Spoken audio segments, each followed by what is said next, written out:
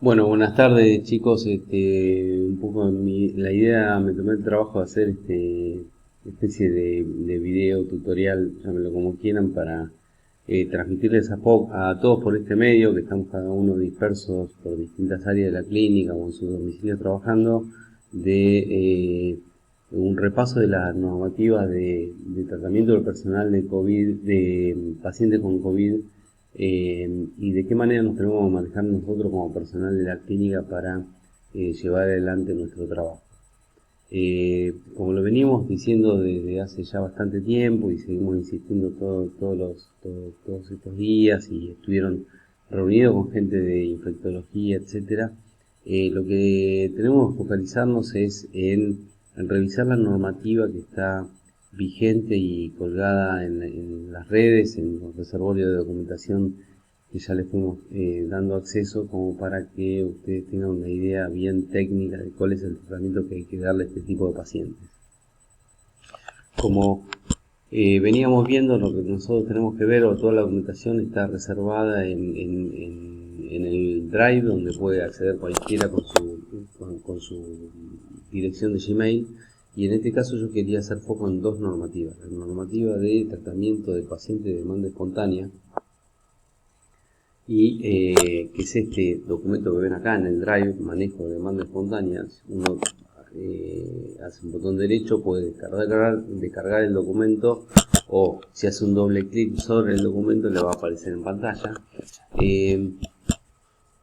Y el otro documento que me gustaría que revisemos hoy es el tema del cómo se configura un caso sospechoso de COVID en el escenario de la demanda espontánea.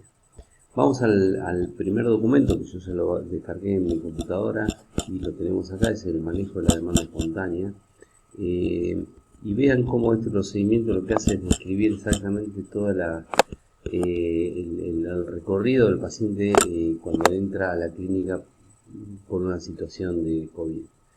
El primer punto, o el primer eslabón que pasa el paciente, es el triage. Que este triage, como ya sabemos, lo hace mesa de entradas o los puestos de demanda espontánea de consultorios, que hoy por hoy en las horas activas de la clínica son los que están recepcionando este tipo de pacientes.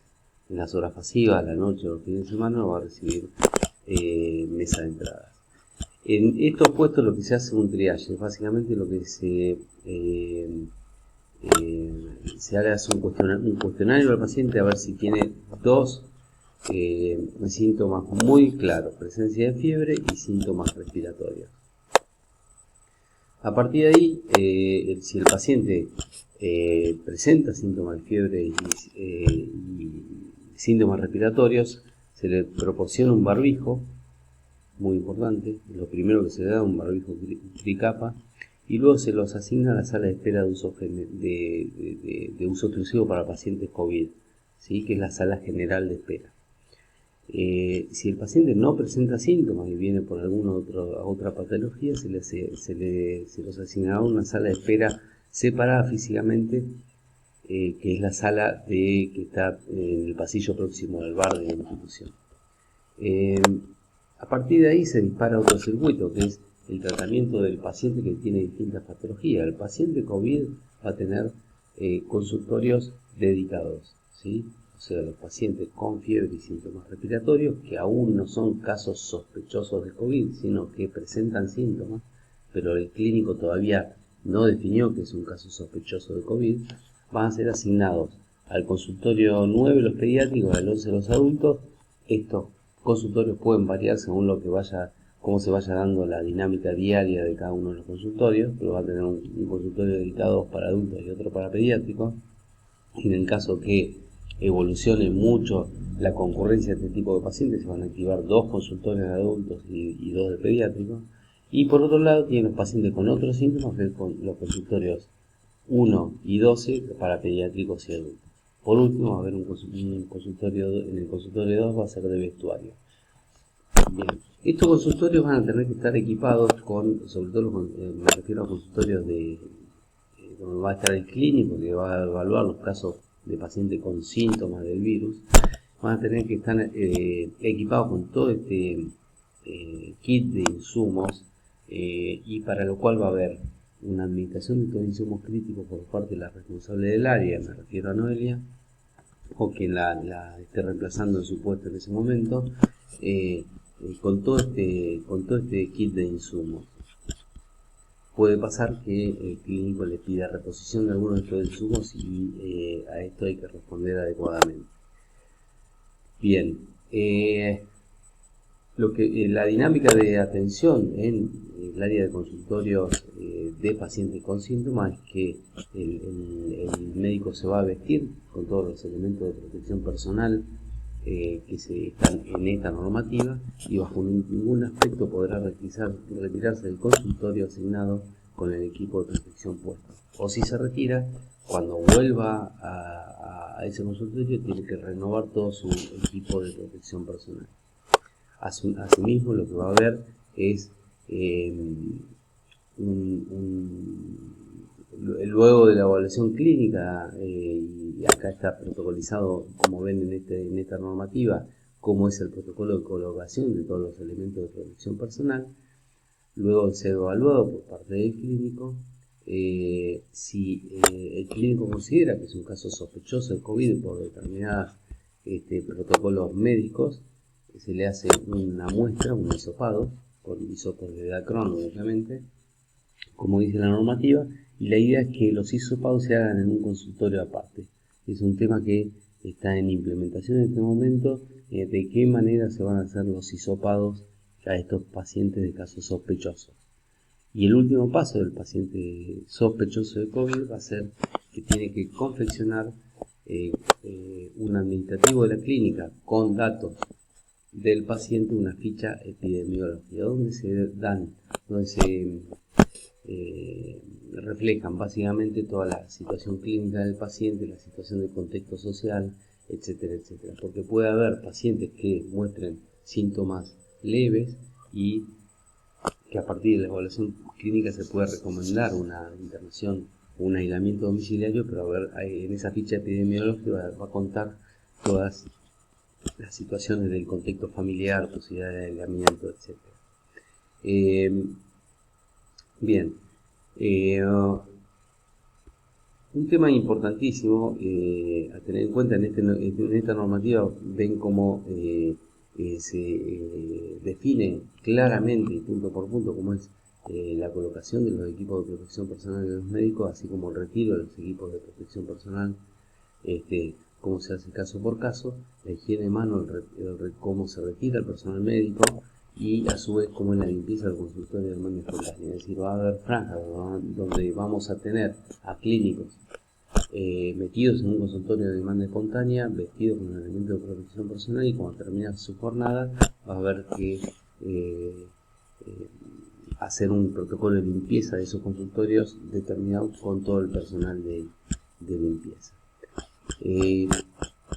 Algunos temas que a mí me gustaría puntualizar. Nosotros hemos definido un triage por parte de la gente del consultorio que atiende a demanda espontánea o de mesa de entradas, que tiene que ver con definir cuáles son pacientes que van a ir a un área donde luego se definirán que son sospechosos de COVID o no, y a otros que presentan otro tipo de patología.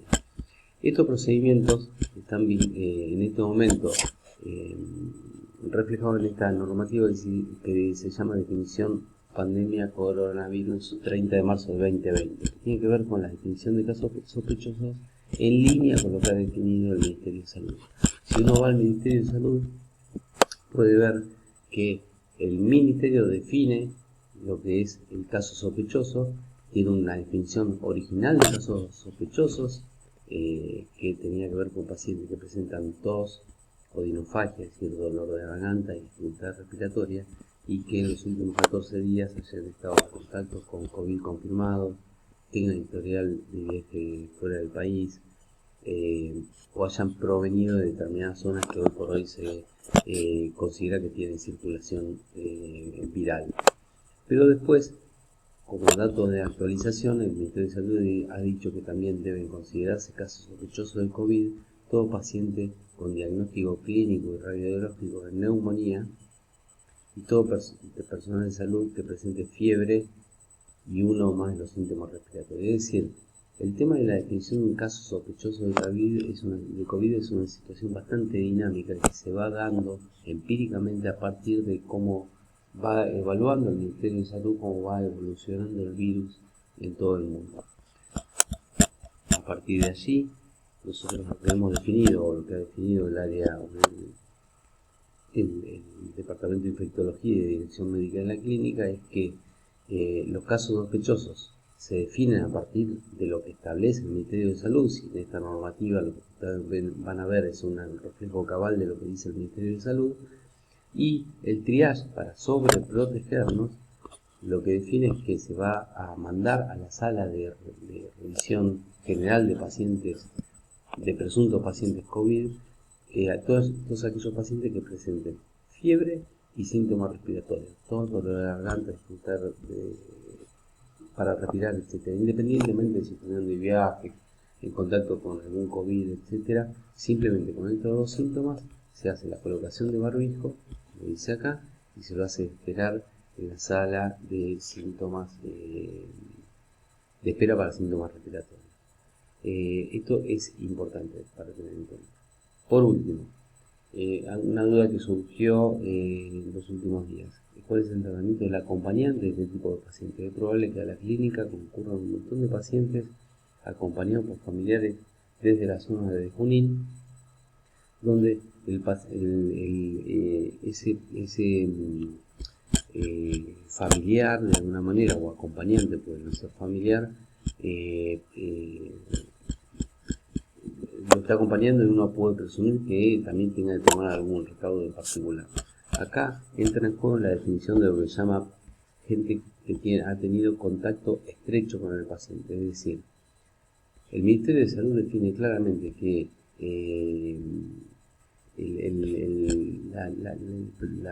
los acompañantes o el personal o la gente, las personas que hayan tenido contacto estrecho, son aquellas personas que hayan proporcionado cuidados a un caso probable o confirmado de COVID, ¿sí? Cuando una persona acompaña a otro paciente con síntomas, todavía no es ni siquiera un caso sospechoso. Luego el clínico lo cataloga como un caso sospechoso, y aún así no es un caso ni probable ni confirmado de COVID. Por lo tanto, lo que uno tiene que tener en cuenta es que el familiar que acompaña al paciente con síntomas no debería tener ninguna precaución específica, salvo que obviamente esté manifestando síntomas. Pero si no manifiesta nada, no hay que tomar ninguna precaución específica. Lo que sí fuera, independientemente como medida precautoria, si estamos viendo que no debería ocurrir, y está protocolizado que no debería ocurrir una espera prolongada en la atención de pacientes con síntomas respiratorios, a pesar de eso, si aún así hay una demora prolongada, lo que tenemos que tratar de prevenir es que haya poco hacinamiento para evitar contacto de menos de 2 metros entre personas con síntomas respiratorios. Y por lo tanto deberíamos invitar, si es posible y si el paciente a quien está acompañando lo permite, esperar fuera de la institución. Pero básicamente lo que necesitamos en estos aspectos es poner un poco de criterio personal y de tener en cuenta cuáles son las normativas que definen los criterios básicos de atención a los pacientes. Teniendo claro estos conceptos, la evaluación y respuesta a casos particulares les va a ser mucho más fácil a todos. Bueno, espero que haya servido este primer video, y en el próximo vamos a hablar un poco del tratamiento de los pacientes internados.